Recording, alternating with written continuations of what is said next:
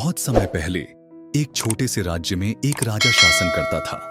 वह बहुत ही न्यायप्रिय और दयालु था, लेकिन कभी-कभी वह यह देखने के लिए अपने वेश बदलकर प्रजा के बीच घूमता था कि उसके राज्य में लोग किस तरह से रह रहे हैं। एक दिन राजा किसान के वेश में एक गांव में गया। वहां उसने देखा कि एक गरीब किसान बड़े मन से अपनी झोपड़ी के बाहर खाना खा रहा था।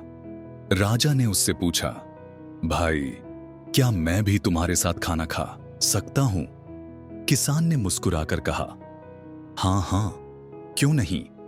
यह खाना साधारण है, लेकिन इसे मिल बांट कर खाने में खुशी होगी। राजा उसके साथ बैठ गया।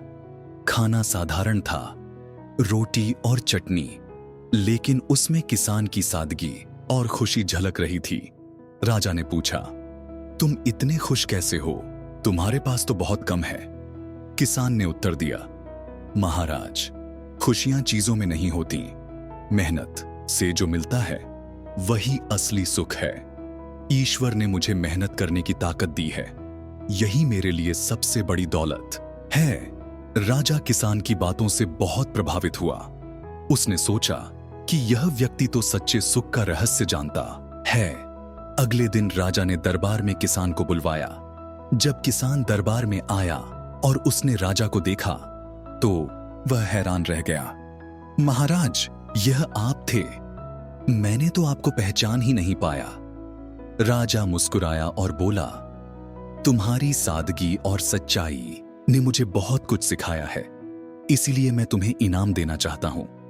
राजा ने उसे एक बड़ी जमीन का टुकड़ा और कुछ सोने के सिक्के दिए, लेकिन किसान ने सिर झुकाकर कहा, महाराज, मुझे केवल इतना चाहिए कि मैं अपनी मेहनत से जी सकूं।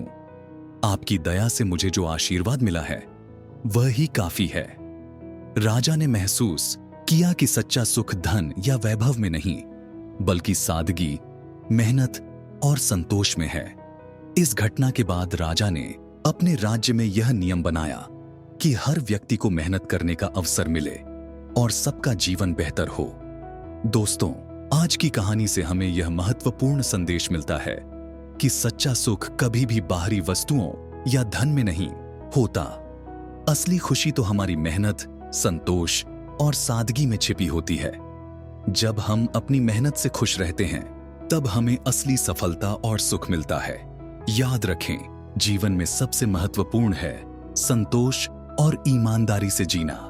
अगर हम मेहनत और सच्चाई के साथ अपने कार्य को करते हैं, तो हम न सिर्फ अपने जीवन को बेहतर बना सकते हैं, बल्कि दूसरों के लिए भी प्रेरणा बन सकते हैं।